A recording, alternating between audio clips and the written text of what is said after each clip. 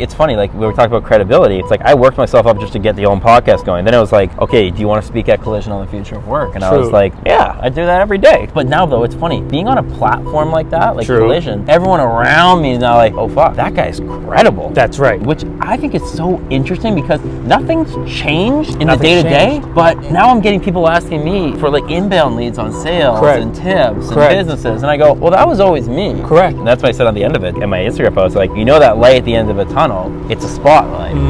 Because I was like, I wouldn't have been able to go on this stage and have credibility in craft 2.5 years ago. Correct. I'd have been full of shit. Because you hadn't built anything. That's when you would be performing. I'd be performing. Instead of just being me. Home runs, baby. Home runs. Clip it. I love the tough calls. I like them. Get better every day. With aspirations of selling for close to $1 billion. All you got to do is you got to stay high. Oh, hey, well, another act to stay hot. It's been I changed the brief today while I was doing the brief. Yep. I had to change the date. Yep. Guess what the last date was? June 13th? 2nd. What? It's been a month? So we did one at the beginning of the month, right before you went to Boston. Right.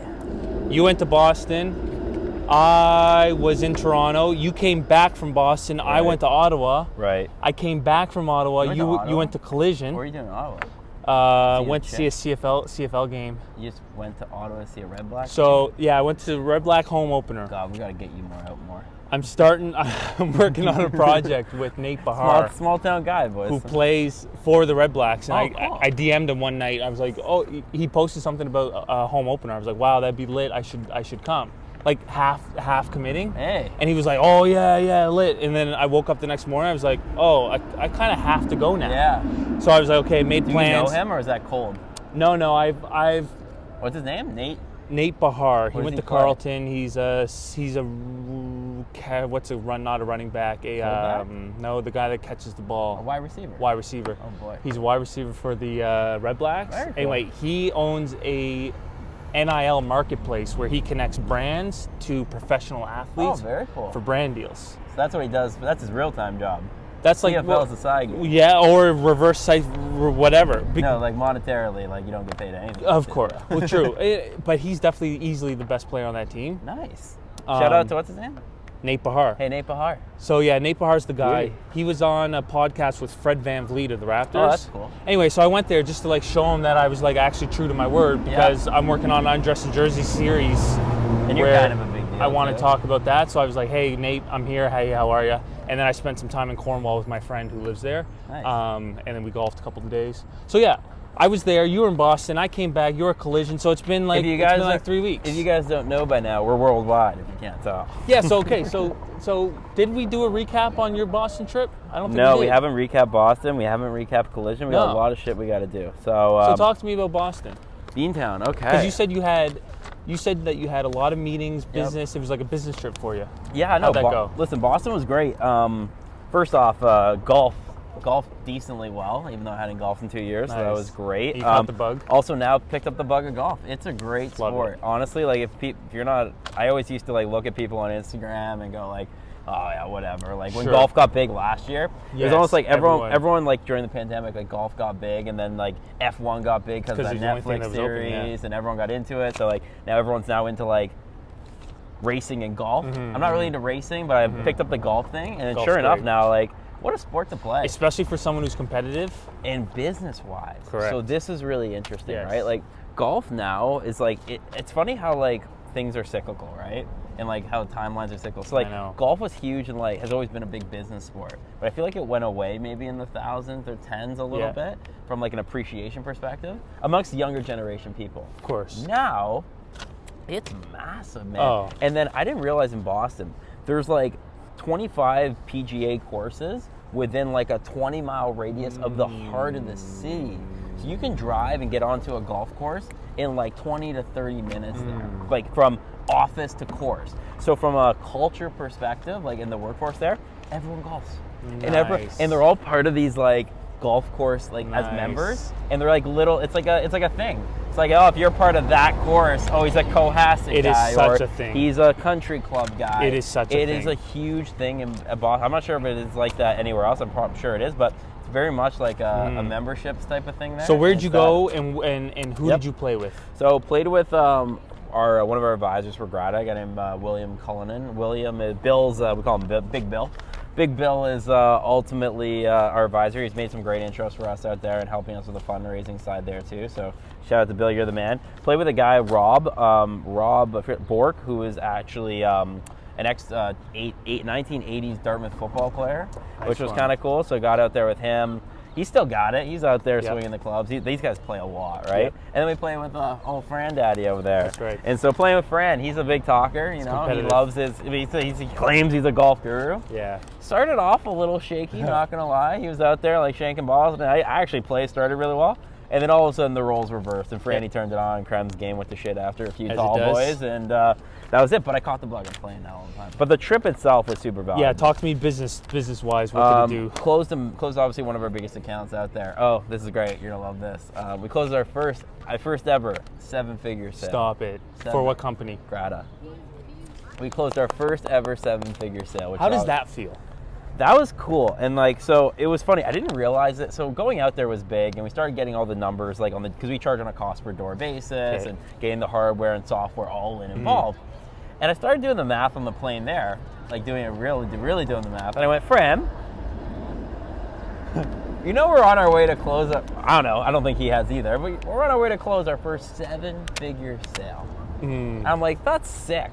I've closed 7-figure deals on fundraising. It's a milestone. On fundraising, but I haven't closed it on a sale.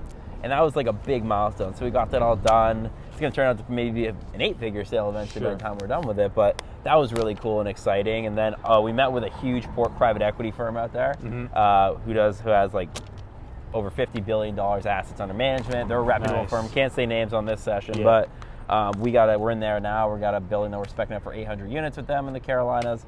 So that's super exciting. And then on the fundraising side, everything started to come into play, and we're looking to wrap it up, and we're really close. So Grata is a Canadian company, but you do a ton of business in the States. Very true. And yeah, I mean, listen, a lot of our sales are now coming out of Boston, they're coming out of the Carolinas, they're coming out of Southern California and Silicon Valley, because we're an apartment, we focus on multifamily apartments, student living apartments. Housing, and we come in and gentrify with smart lock technology, upgrade the access control, create this whole smart living OS. Which, while you were in Boston, I got to go on site of an installation of it, and I was obviously, like I do on this show, I was asking a million questions. I'm like, okay, why that? Where's that product come from? What was your decision to, how do tenants work with this? I was just trying to learn and soak up everything that Grata does. So it was super fun to watch. It's really new technology too. It's smart locks have been around for the last probably 10 years. But Ring is probably the most notable. Ring was smart lock, for residential, right? But they're just a camera and they have a locking system. So they're most notable, and they kind of brought online. There's hundreds of smart lock brands, but no one's been able to actually tie it into a apartment setting. Sure. In an or student living setting.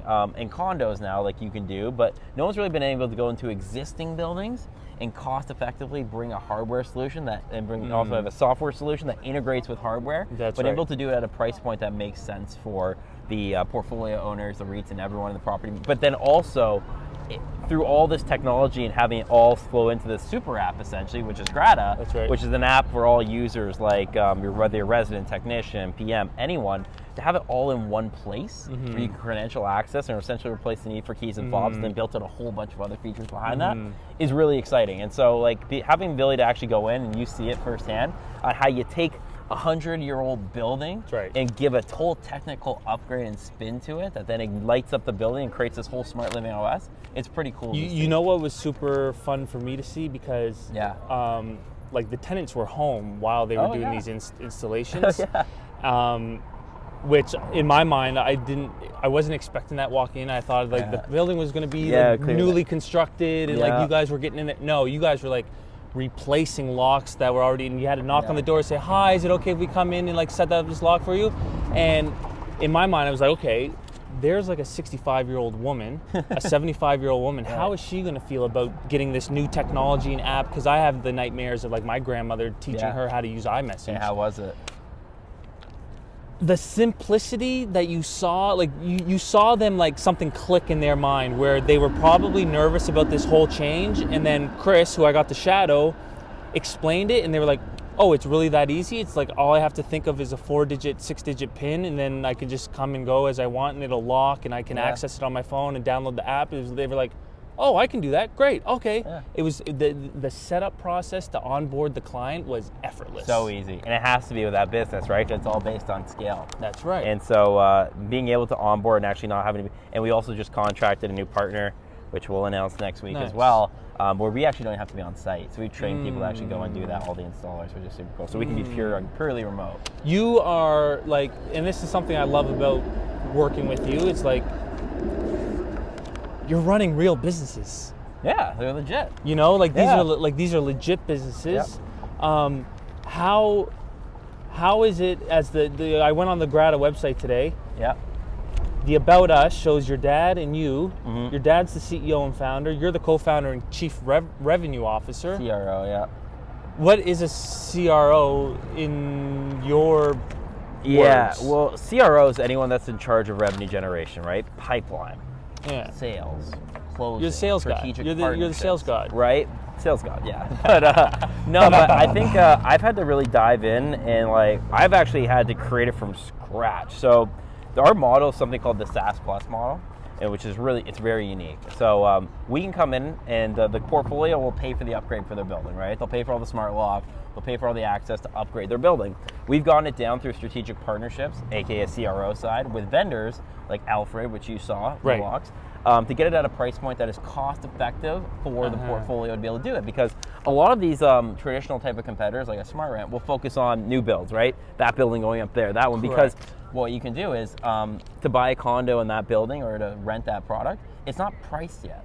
Right? Like you don't know whether that's going to be at $5,000 because of like demand and stuff. Well, it's not set. Well, because but like when you go and price a unit out there for rent, right. You can only increase your rent by minimal percentages every year. It's a law. It's mandated. You can't do it. Correct. So that's not priced yet. So they can come in and say, put a smart lock on the door, do this whole tech upgrade, and then charge an extra $200 in rent because of that functionality, upgrade, right? With us, you can't do it. So how are you able to come in with a tech upgrade with the CapEx and then also pay for the SaaS model? It's ultimately through the grad system where we've gotten it down to such a cost-effective rate for the hardware. But then the SaaS Plus model, where we're unique, is we actually drive revenue for your portfolio. So on top of people coming in and out, getting daily active engagement and everything, increasing operational efficiencies, doing cost savings on the doors and operating efficiencies there, where it's really a no-brainer just for the installed platform for savings. We also then go and contract national sponsors, local businesses, all these people to have them put exclusive offers and deals to all Grata residents on the app, essentially driving a net positive on the SaaS model. You're strategizing out here with the intent to maximize growth. We're going to monetize every door. That's right. Next thing I wanted to pick your brain about, I was watching some Grant Cardone before this. I know you love Grant, and I know you love these sales gurus and 10x this and business selling you that course and this course. You know what? Like Grant Cardone, right? 10x. I actually spoke live with Grant. You said that before. 4 years ago. When I came out of school, I was working as a VC. I was doing research on starting a LinkedIn influencer network. Yes. Okay. Grant at the time was one of the biggest LinkedIn influencers, and he was the only one really posting content on there, like 4 years ago. Sure. And him and his wife Elena were doing like this whole 10x thing, this conference, and it was big. Like they get people out there, not like I don't think they're the most credible people, but like they're people that are like I'm looking for something, right? Like looking to be a part of something. So they created this whole like 10x brand, teaching people, doing these whole sales conferences, and it was impactful. Like I thought they did good stuff. They put on good promotions. Yeah. And then Grant is like a true like old school sales guy.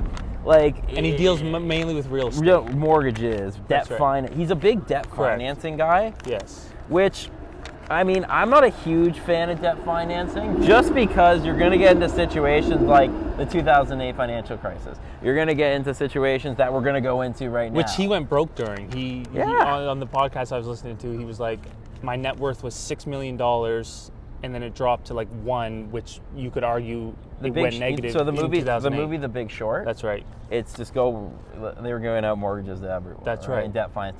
Now it is kind of going back into because interest rates are. You can't buy like bonds, like crazy, like stupid, like high risk bonds like that. But or short those bonds. But what is happening right now is a lot of people, since the market was pent up with inflation and interest rates, and interest rates were lower, but inflation was high, people were making more than what they could. And so ultimately what happened was they can take out mortgages and do all these things. They're making higher than what they typically are. Now that their interest rates are rising to help price out inflation, ultimately borrow rates are higher, so your premiums are going up. Now it's going to get to the point, anyone with like a flex premium or a variable premium that have to pay on mortgages, they're fucked. If they had a fixed premium locked in, you could be okay, but then also with layoffs. Now like jobs are getting laid off, multiple layoffs. Like major companies are laying people off. Like now people that, now I couldn't pay my rent. Now I can't front the fucking mortgage, those payments. Correct. And the bank takes it back, and now people's net worths go to shit. And then they get in. Then people start throwing their assets on the market, right? That's right. So they're going to see a ton of supply come back on. So listen, Grant, I love you, man. I think you got some great something content. and this just stuck out. This is a quick little tidbit. It wasn't he didn't even dive into it. Right. Here we go. He said, rich people sell things. Yep. And wealthy people never sell anything.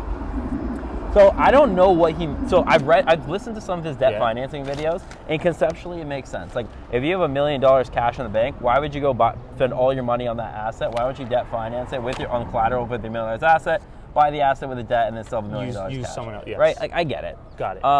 But I don't know what he means. Like I think I want to take the positive out of this statement. Okay. Well, you should take both out. Well, so I think he's just doing this because I've seen his analogy with Apple. And he goes, Apple's sitting on $80 billion cash or something like that. And he goes, why would Apple buy assets or buy companies when they can just go debt finance it for another $80 million?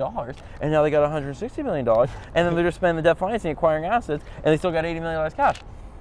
Yeah, okay, I get it. But like, if anything were to give like instability and go to shit, then you're fucked. Right? You are fucked. Because then you got two things you got to service. Because your asset value probably decreased in the thing that you're buying. Right. And then you got to service that with cash. Right. And your cash balance goes to shit. If you just bought the assets, there's not a lot of risk there. It's so really I know what he's saying. But that's the negative I'm saying there, where rich people don't sell things, wealthy people never sell anything. It's because you never sell the assets, but you accrue so much value that you can debt finance off of that. True. And have cash to then go deploy. Remortgage, mortgage. That's Put right. a tenant in mortgage. And that's talking about like ownership of things. Right. I think this quote was in the context of like so I want to take the positive. selling products. Rich people sell products, wealthy people don't sell products. So there's two ways I want to go about this. Yeah. So it's funny, I learned something actually through Kamal, one of my mentors. He says you never position a sale like a close. You never position your ask as a give. Position your ask, Tristen, I want you to buy this $10,000 in software. Right. But you know what, Tristen? I'm going to get you a deal on this, okay, man? I'm going to get you this software. It's going to change your life. Here's how we're going to do it together. We're going to build a trust in the process, and I'm going to onboard you and get it all set up. And so really, by the end of it, you're not asking for that 10 grand. You're giving them the platform that's going to change their life. Okay. So I think that's what he's saying. Rich people sell things. You can hard sell. That's right. You get it. But wealthy people never sell anything. So you know what? I would never have thought of it that way. I think that's what he's saying there. You could also just be ripping the debt financing piece, but I think the positive out of this too is wealthy people just believe in what they're doing. I think rich people here are, when you sell stuff, you might be selling something, but you might not believe it. Or they might sell things that ultimately, for example, with companies, you sell your company. You might be out of it and like, I'm gonna grow for 2 years and sell it. Rich. Made my $10 million, $20 million, rich. True. Right? If you never sell it and you just accrue wealth, and you never, like Steve Jobs or Bill Gates or Bezos, they never sold any stock. They bootstrapped, they believed in it, they grew it, they never sold anything. Eventually they sell. Yeah. But at that point, you're not selling anything, you're putting $5 billion in the bank. Okay. So part of me thinks it's like, what he's also saying here is, you have to believe in what you're building long term to ultimately accommodate wealth rather than being rich. Okay, and then another thing, we were in the office there, is Cardone said, because there was a few acts ago we were sitting in these same spots where you were talking about, Tristen, I think I got burnt out. I forget when you said that. You got sick. Remember, you went off the grid, and Frankie and I thought you were dying in the hospital and everything. Oh, is that when you went to the Jays game? That's right. Yeah. That's right. And that was like a month ago. It was about a month ago, and you were like, man, you know what? I think my body just forced me to like take a break. Yeah. Because I've been going. Tristen, I thought I got burnt out. Grant Cardone says you don't burn out from working too hard. you burn out when you don't have an end in sight. So it's like, if you don't have a goal or something you're working towards, you're just constantly going and like head down with no direction, then you're going to burn yourself out. Is that what he says? That was like, that's the context of it? That's right. But if you have the goal where you want to get to, you'll work as hard as you can to get there, and then you'll take a break and celebrate. I think that makes sense, right? You gotta have a clear path and vision. Yeah. I think if it's like we talked about the pillars. Yes. Of passion. And yes. it's, you like to talk about the pillars. Like, you can't just have all this energy and be in all these different things. Correct. You have to have a purpose. Correct. Because if energy is like this is right. energy, and it keeps It's going not like funneled. it keeps going 100. It's not funneled. Well, you're not growing, right? You're staying in the same place, right? You're still at zero because you're going like this and it evaporates. But if you bottle the energy, oh god, that was close. If you someone's gonna knock over your camera for you one day. It's gonna be great. But if you bottle the energy into these two pillars, then your energy goes like this, and you grow and you go up. So I know what he means, because if you're going like this, you do get burnt out and you get frustrated. Yeah. But if there's end in sight, which is your goal right here, then you can bottle that energy, and ultimately you do hit that goal or that ceiling, and then you break through the ceiling. So what are your pillars? My pillars are, oh wow, we have another guy. Yeah, we got competition over there. Who's that guy? That's their second take too. That guy looks like. Oh, and they got a prompt. Look, he's reading something. Oh, come on, man. Oh, that's you gotta go off the hip, man. Oh, that's fraud. That's not cool. Should we get that? Should get it. That's not cool. You can't be going off the hip like. You can't be prompting it. You gotta go off the hip.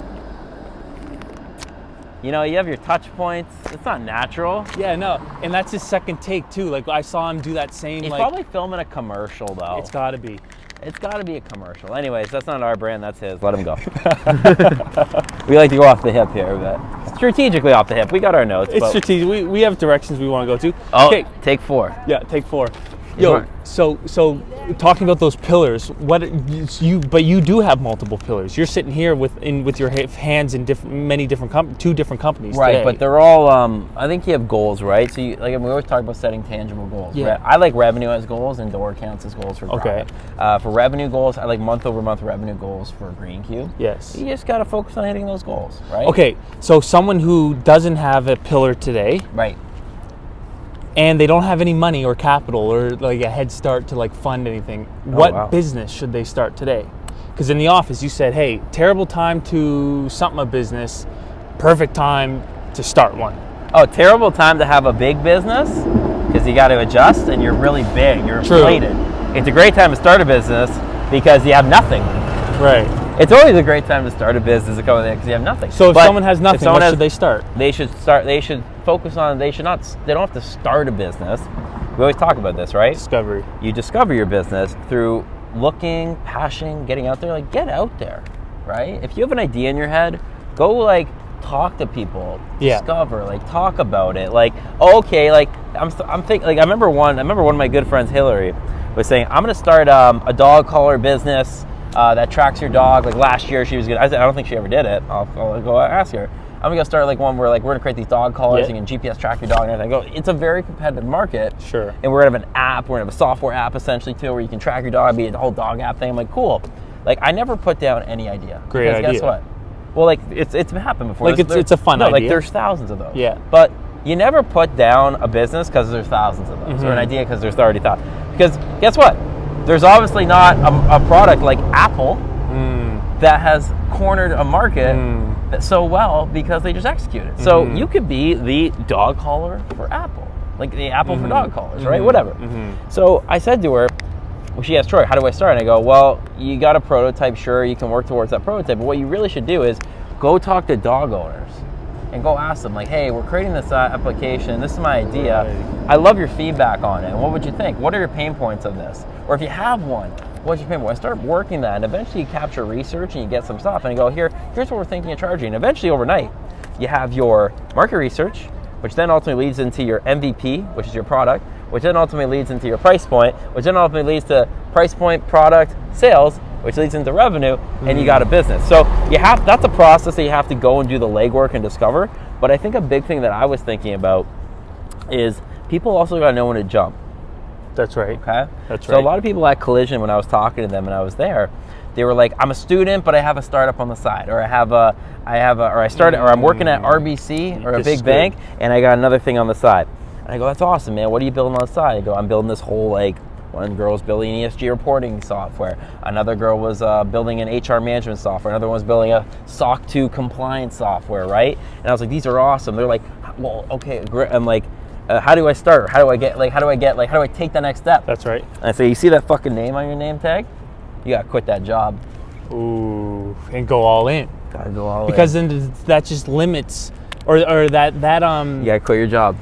That forces. What's the next step? Can I get funding? No, well, you can't get funding if you're still working at a Big 5 bank. True. You can't do this if you're still working here, because any investor's gonna go, well, I'm not putting my money in you, because you gotta be all in on it. That's right. Right? So I said, the first thing you gotta do is get yourself to a point where you feel comfortable enough to jump. And then they go, well, how am I gonna know that I'm gonna feel comfortable to jump? And I remember thinking about this in my head. It's like, the best analogy is like when you're a kid and you're in like the pool, you're at like a pool, or you're at like one of your cliff jumping. You did this probably all the time in Halifax, fucking small town kid. Anyways, it's like that time when you got all your friends and you're running up and you're like, who's gonna jump and who's gonna do it? It's like, and then eventually you're that guy that jumps, and you're like, oh shit, I did jump. It's like that little moment, and you feel it, and you're nervous, and you don't know. Eventually, you hit your water, and you're okay, right? It's a lot of people never get going because they can't get over that angst of jumping. Correct. And you just gotta do it. But guess what? Once you do jump, then people think it's all over. No. When you jump, that's the toughest part, because you're uncomfortable, right? And you're awkward, and you can't breathe, and you're falling. That's right. It's literally like jumping off a cliff, and it eventually you got to figure out for yourself how to build yourself up to survive, and ultimately go and get traction. But then it's just decision making. It's just jumping is just the first decision, probably the most important decision. But then guess what? It doesn't end there.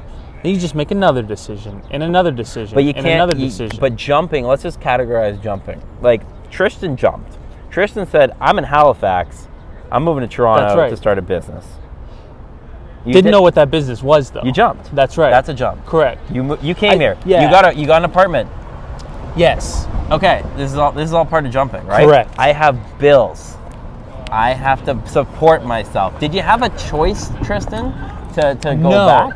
Oh, yes, to Halifax, I did. But like you jumped, and did you have a choice not to Halifax? Did you have a choice not to pay your bills? Oh God, no. You just made it. You had to make it work. Make it happen. Correct. So I think when you jump, then you get in this ideology of you just make it happen. You have to, because you have no other alternative. It's MIH, man. You just make it happen. And at that point, eventually you start making it happen here. You make it happen there. You make it happen. And they're like small wins now looking back at it, right? You're like, I paid my rent here. I got that done. That's right. I got that client. But it's hard at the start. You're like, fuck me. Especially when you haven't done it before. And you haven't done it before. But you're jumping and you're just making it happen. It happen. And eventually, like, you pick your head up a year later.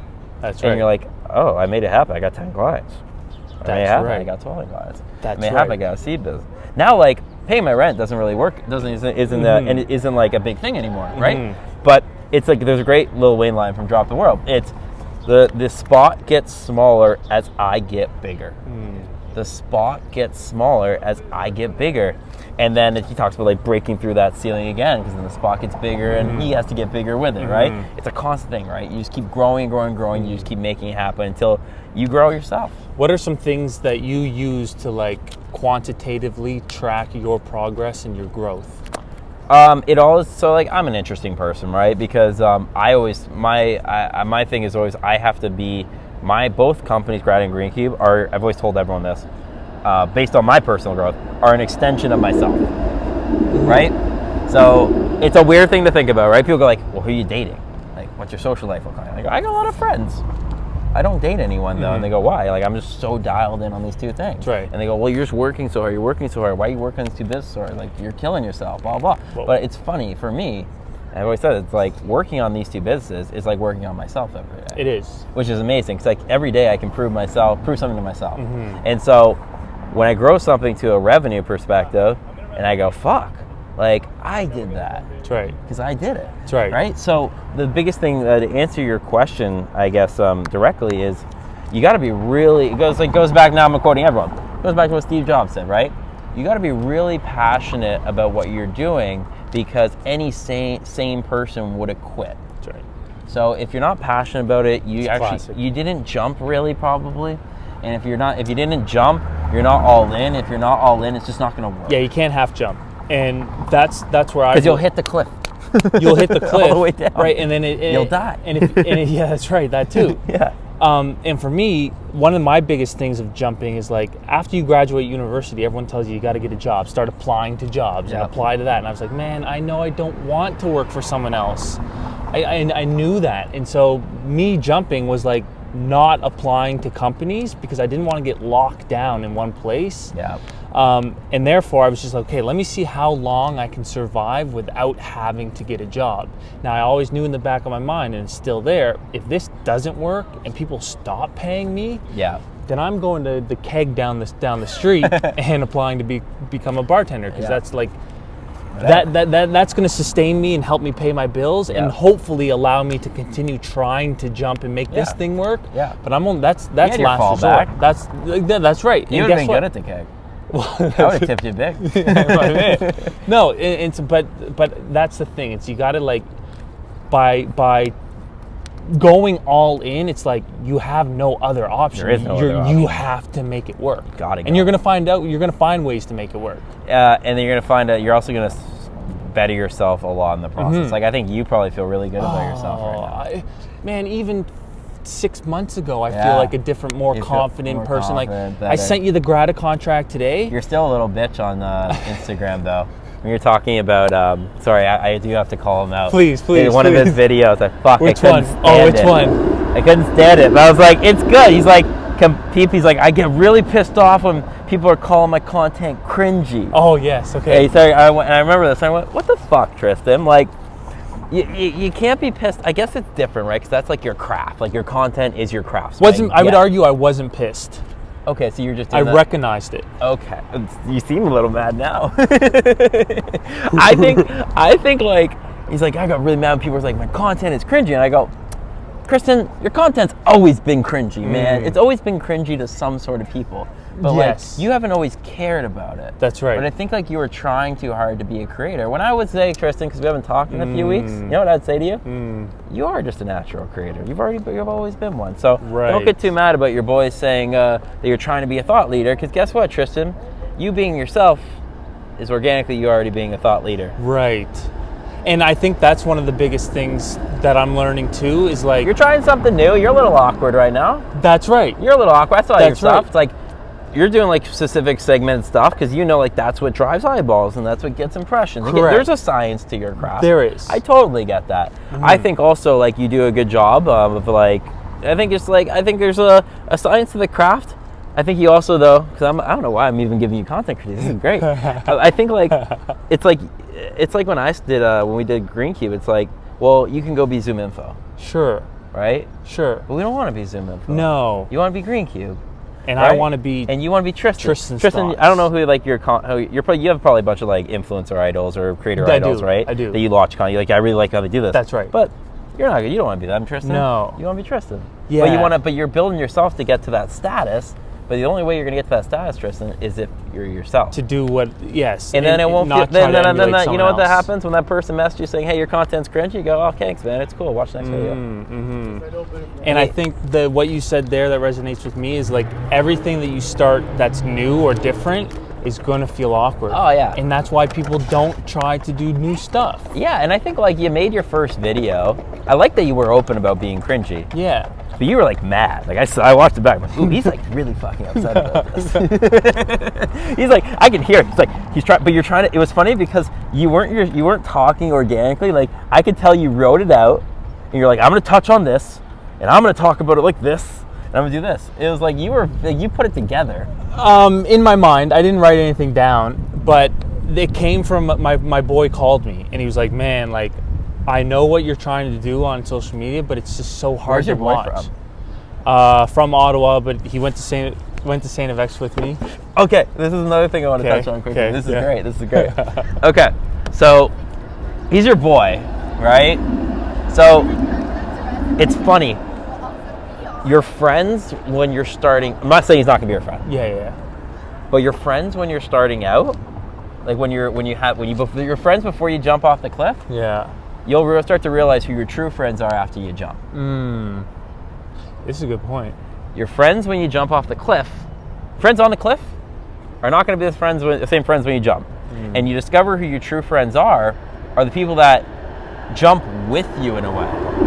Okay. They don't leave what they're doing and go out of their own way, but they support you. They're supporting you. They check in. They go, okay, cool, man. Like, that's awesome. Blah, blah. Tally's a great example of this. Sure.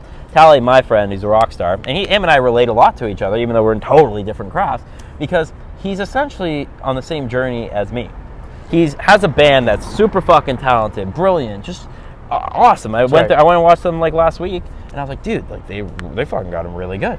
I can tell they've improved, and it's great. Right. And so like he's on the same journey of I'm gonna break out. I'm gonna break out, and like we're the exact thing. It's like now with Collision, all this shit, it's starting to come. Correct. Right, and he's starting to get out there, and it's starting to come. So him and I have always related on the journey. Yep. And so he's been a close friend for me. But when I jumped Tristen, when I left New York or to toss all the consulting gigs aside, I had a lot of people. I lost a girlfriend. Thought you were throwing your life away. I lost a girlfriend. I disconnected with my family for a long time. I had friends I hadn't talked to in 3 years that now are coming back and saying, oh shit, that guy, Troy, really proud of everything you've done. That's awesome. I go, bro, where the fuck were you 3 years ago? Yep. Right? It's like you're going to get people that you know who your inner circle is and your true friends when you jump. And those are your true friends. They got your back, like Bucks, Fran, all these boys. Of course. Got your fucking back. That are going to love you no matter what. Love you no matter what. And then you got people who start to be your next network of friends. Yeah. And you got your networks of acquaintances, and then you grow that network. And listen, you never hold anything against the more people that you meet because that's your journey in life. But you always recognize the true people in that inner circle that had your back when you jumped. Well said. And I think the people who support you when you jump are the ones who've jumped themselves at one point in their life. And they understand what you're going through and what you're going to go through. Right. Right? It's like, oh, I'm proud of that guy because he may not know everything yet. He may be awkward. He may be cringy at the start. But guess what? We all are. And the fact that he's even deciding to jump, I applaud him for that. And jumping's relative, right? Like jumping for someone, like my jump would never be would be too big for a lot of people. Correct. Right? Matt's jump, he went from one at Stiefel, he went from one desk to another, and the jump to one desk to another, that's a big jump in his mind. And it's just a big jump professionally. He's done a great job with it. But him doing that was huge for him, and I was supportive with him. Yeah. And he loves what I do because it's ultimately I made a jump too. So people that can make adjustments and jump, like small jumps even, or get out of their lanes, I think respect, as you said, people that also make those jumps. But they don't have to be you don't have to leave your life to go do 2 startups or do what Tristen did and move to another city. Correct. You don't have to be crazy people like us do. Yeah. But you can make little jumps, and the people that do make those adjustments and know what they want and go get it, those are the people that you relate with, the dogs in the world. On that note, I want to see if I can get a good clip out of you. Oh God. Now we're going to do a real content piece. Oh. What in the most recent years, with I think COVID sparked a lot of this, the pandemic, work from home, and people losing jobs and being at the mercy of others, people giving you a career. Yep. Entrepreneurship came out of this. And it almost got to the point where if you weren't an entrepreneur, or if you weren't working for yourself, or if you weren't able to travel to a beach and continue working, then you were a loser. If you had a 9-to-5, you were a loser, and you were working for someone else, and you're just working your life away. Right. What is your take on that ideology of either being an entrepreneur is cool, and if you're not an entrepreneur, then you're you don't care enough, you're not trying hard enough, you're not taking enough risk, you're not living the life you could be? It's funny. I think when you first start out, it really bothered me because I was still on the cliff. What bothered you? That I was working so hard and other people weren't. I was like, I'm in the office grinding. I used to be that guy on the beach, and oh my God, I used to be able to go get fucked up on a Thursday and show up on the Friday at 12 and be money. Sure. But then I wasn't accomplishing anything. I didn't jump. I was safe. I was cushy on the cliff. I was having a good time. You were living the persona of the entrepreneur. Yeah. No, not even. I wasn't even an entrepreneur. I was a VC, right? It was you weren't doing much. And so I was pissed because I could have that balanced lifestyle per se, and still do well and still perform, but still have a balanced lifestyle, and then enjoy the perks of life when I was really young, right? Sure. And then I went back and I started 2 companies, and I realized what real hard work meant. And it took me, like I told you, in our credibility clip that we posted, it took me 2 years of day in, day out, grinding, fall, fail, cut, scar, blah, blah, blah, to get myself to a point where I don't really give a shit what anyone does anymore. Sure. Like, if you're going on a vacation, I'm so happy with me that I'm like, how was that vacation, man? Was it good? I used to like be like, fuck you, you went on vacation? Goddamn, why didn't I go on vacation, man? Right. But now it's like, I'm like built myself up, Tristen. I think they're almost there too, where I don't have to go on vacations. I can just be me and be really happy. And then also like when someone else does something or does a trip or goes, actually be present and be genuine and ask them, how was that trip? Did you have a good time? And not judge them based on what they do for a job or that the fact they went on a vacation or their work ethic, but judge them on the merits of, are they really a genuine good person? All the people around me, they're different walks of life. There's Tally, who's a rock star. There's Buck, who's probably one of the most successful IB up-and-comers in Toronto. Right. Sure. There's Fran, who's turning into one of the best salespeople in there. Nice. There's Vij, who's a doctor who's came out far. There's you. There's my buddy Ryan, who's just starting his career out. What's in common with all those people, though, is they're all very genuine, have good hearts, and super supportive of each other. And they're not negative ever. Like, you're never negative. And like, everyone else is never negative. They're always positive, and they're always there for me, right? Core guys, right? So that's a big thing that I look for in anyone, right? Like, it's really easy. When you build yourself up to a certain point, you can spot bullshit and surface level people from a mile away. Agreed. And guess what? That used to faze me, and I used to try to avoid those people in the room. But eventually, what you can do is you can just filter them out and just do all about your own business, because you're so confident in you at that point that you're just talking organically and ultimately putting stuff together and enjoying your own life.